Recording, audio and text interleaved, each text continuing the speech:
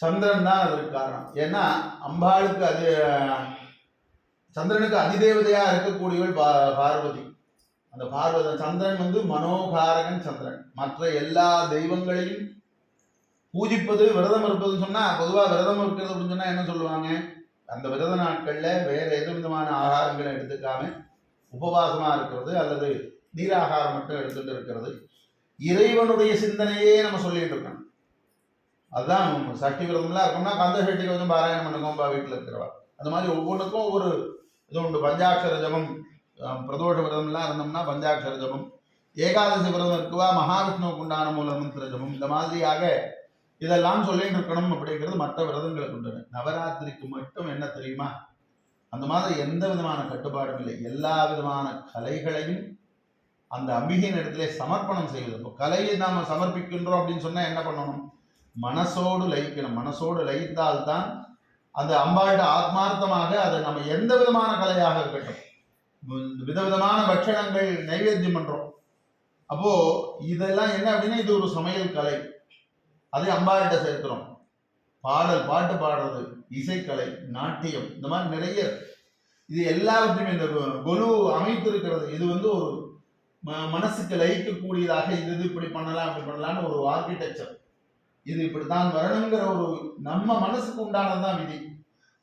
இது இப்படித்தான் இருக்குங்கிறத எப்படி இருந்தாலும் மனசுக்கு பிரிஞ்சதை போல ஒரு அமைப்பாக அமைக்க வேண்டும். இப்படி அம்பாள் வந்து இந்த 9 நாளும் கலைகளுக்காக அந்த கலைகள் வடிவிலே நம் மனசை லயிக்க செய்வது. மனசு லயிக்கிறது அப்படின்னு சொன்னா மனசுக்கு அதிபதி சந்திரன், அவன் குழுமையாக இருக்கணும். அவன் இருக்கக்கூடிய காலத்துல அம்பிகையினுடைய ஆசீர்வாதம் பூர்ணமாக இருக்கும். அதுக்காகத்தான் இந்த நவராத்திரி வைபவம் இரவு பொழுதுல இந்த 9 நாளும் கொண்டாட்டமாகவும் கோலாகலமாகவும் செய்யப்படுகின்றது. இது 8வது நாள் மட்டும் இந்த அஷ்டமி கொஞ்சம் சஞ்சலமாக இருக்கும்.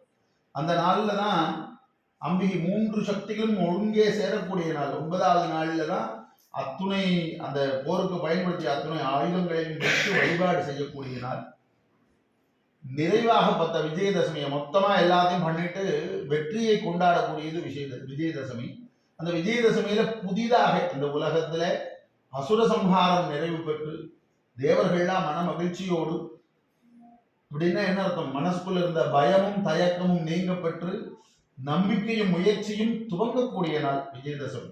அதனாலதான் வித்யாரம்பத்துல இருந்து வேலை செய்யக்கூடிய இடங்கள்ல முதல் இதை ஆரம்பிச்சு கொடுக்குறது, இப்படி எல்லாமே பண்ணலாம்.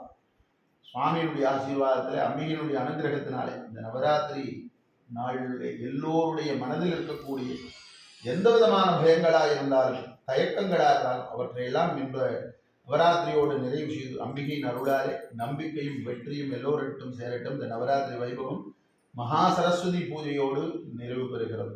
ஓம். இது எல்லாருமா தரிசனம் பண்ணிக்கலாம். புஷ்பம் எடுத்துட்டு கலசத்தில் சேர்த்துட்டு தரிசனம் பண்ணிக்கலாம்.